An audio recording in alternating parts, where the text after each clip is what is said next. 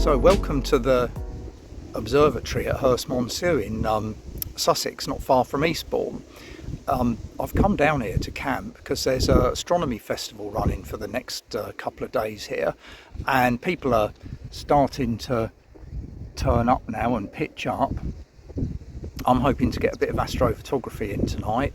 There's a howling gale here today though, so that's going to make things a little bit challenging, and I'm rather hoping the clouds you can see are going to clear up. But yeah, hopefully it will be a nice weekend anyway. And an absolute massive treat, because I've come in the car, is to have a proper pillow. That's one of the things I've always struggled with while camping, and I don't do much sort of campsite camping, so this is a real luxury for me. So from what I can gather, the Herstmonceux Observatory is the Royal Greenwich Observatory that moved here I think in the late 50s, because the light pollution in London was making the telescopes a bit untenable. So it moved here, and its primary scope was this enormous 100-inch, I think, refractor telescope called the Isaac Newton telescope, that was used for all sorts of scientific observations. And eventually they decided that this was such a big asset that having it located in the UK wasn't really a great idea because of the clouds and rain and stuff. They simply weren't getting enough observing done, and the advent of cheap flights in the 70s, 80s meant that it was quite easy to get to places like the Canary Isles. So they moved the 100-inch Isaac Newton telescope over to an observatory in the Canary Isles in the late 80s or early 90s. Whether it's still there or not, I don't know. And the observatory here really got turned into a kind of educational centre. And there's all sorts of exhibits and stuff for kids to do there, and they host stargazing evenings and lectures and that kind of stuff. So yeah, it's a great resource to have here in Sussex. I've been to this show before a couple of times with my daughter when she was little, but I haven't been in recent years, so I'm quite keen to see what it's like.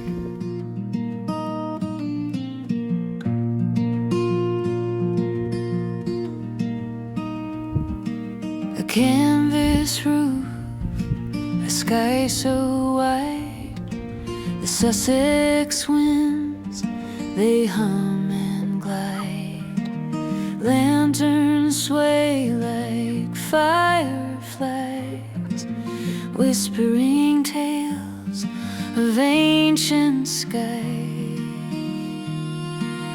Under the stars at Herstmonceux, dreams ignite in the midnight blue. Telescopes and time collide, the cosmos calls, and we abide.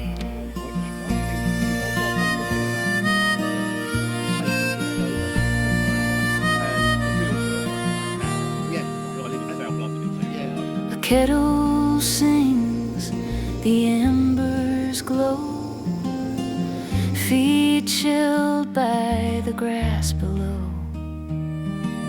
Maps of stars spread in the dark, our breath a mist, our hearts a spark. Do you hear the Milky Way hum? Do you feel the universe come undone? Under the stars at Herstmonceux, dreams ignite in the midnight blue. Telescopes and time collide, the cosmos calls, and we abide.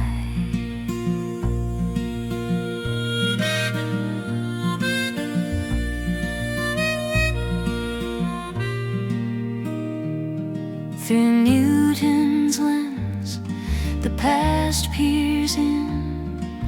Galaxies dance, where does it begin? Campfire stories, meteors fall, and the vast of it all, we're small. We're small. We're small. So last night was unbelievable. We had a really, really clear night. Eventually I went to bed at 2 a.m. when my Seestar battery ran low.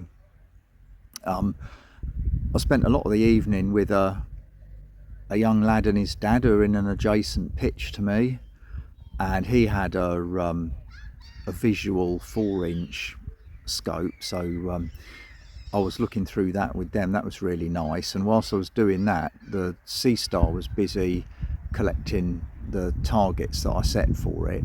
I managed to get everything that I wanted to get, and we did 3 or 4 targets that the young lad was interested in last night as well. So in the end we did like probably 7 or 8 different targets over maybe a 4-hour period.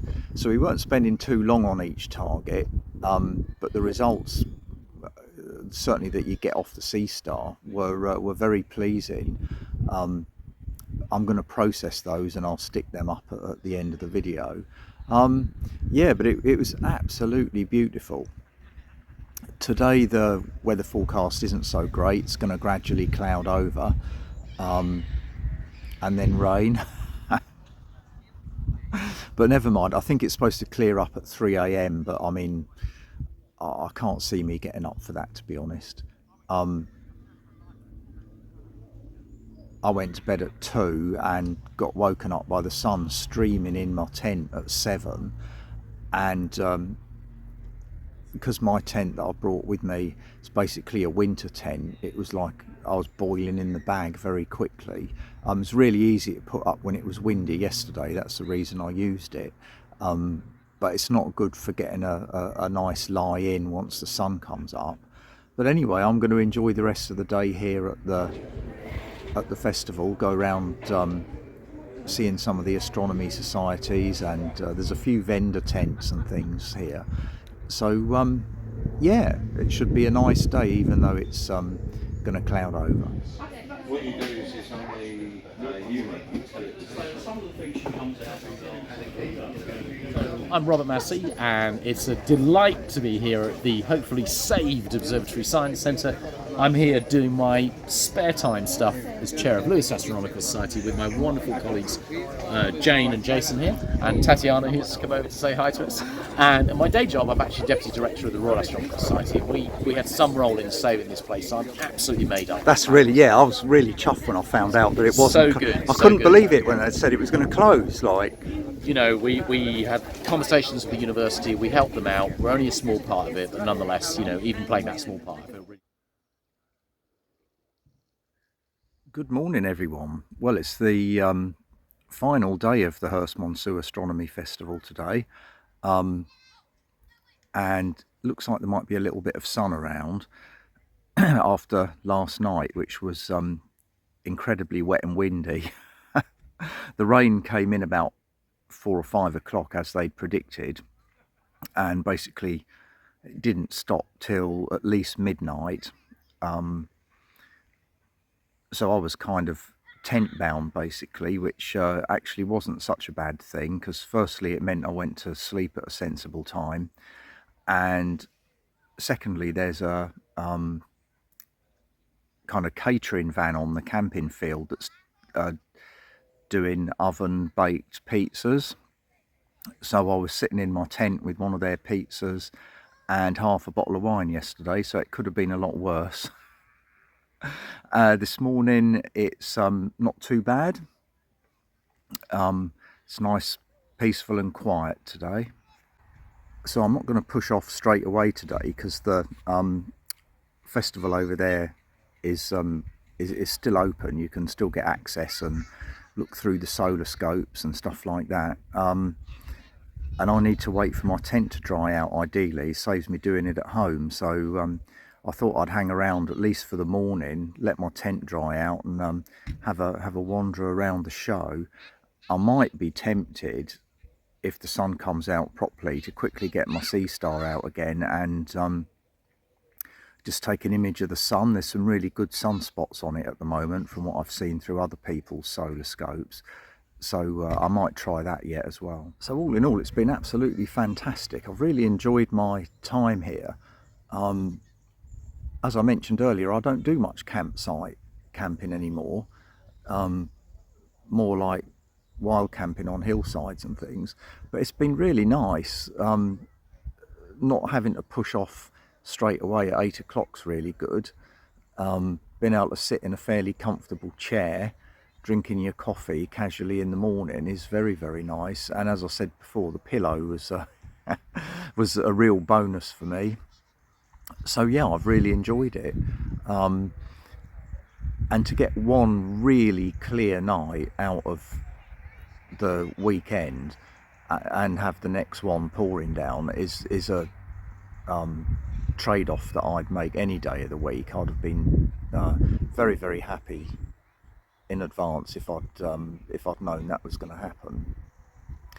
So yeah, it's been absolutely great. So going back to a couple of nights ago then, when I was doing the imaging, I'd picked targets that I can't see from home.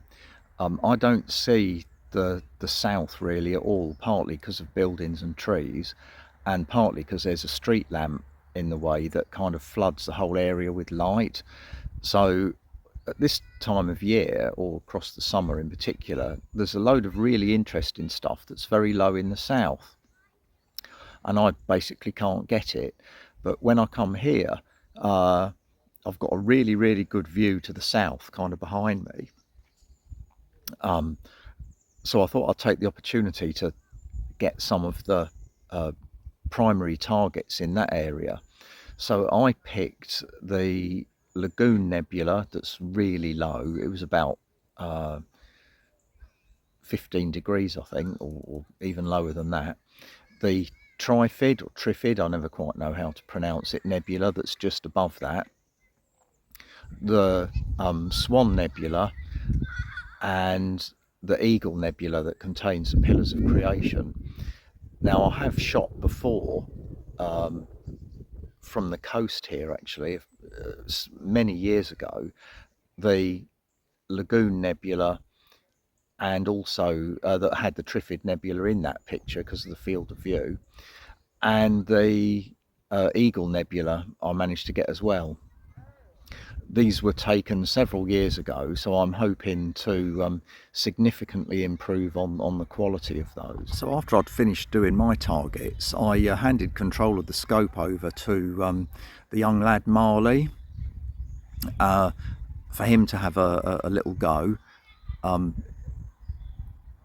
whilst we were also doing visual astronomy through his telescope. So he decided to pick targets of the Triangulum Galaxy, Pleiades star cluster, and the Dumbbell Nebula. And I'll put the pictures that he took with my pictures at the end of this video. I'll probably also put in a couple of pictures that I took last week from home before I came out here. So yeah, there'll be a few at the end of this video. And once I get home, I'm going to do a little bit of processing, although the pictures that came straight off the Seestar, to be fair, were really good. So I'm extremely hopeful of getting some half decent results, even given that to get the number of targets in, we were only spending about half an hour on each target. So all that remains now is for me to take my tent down and push off home. I'm only about an hour away. So I shall bid you cheerio and see you next time. And I hope you like the pictures taken from the wonderful Herstmonceux Astronomy show. Take care.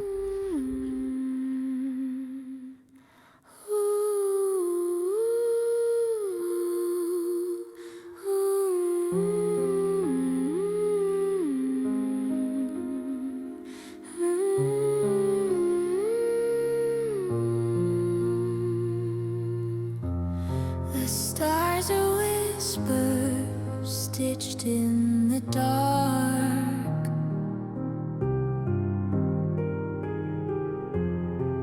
Fingers of light trace a cosmic arc. Nebulae breathing, alive yet so still. A canvas of fire where silence can kill. Oh, the stars, and they call, and they cry. 1,000 eyes in the velvet sky.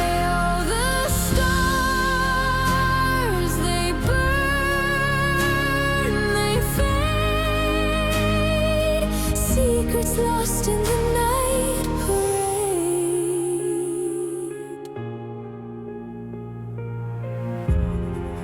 Dust dances slow in a galaxy's spine.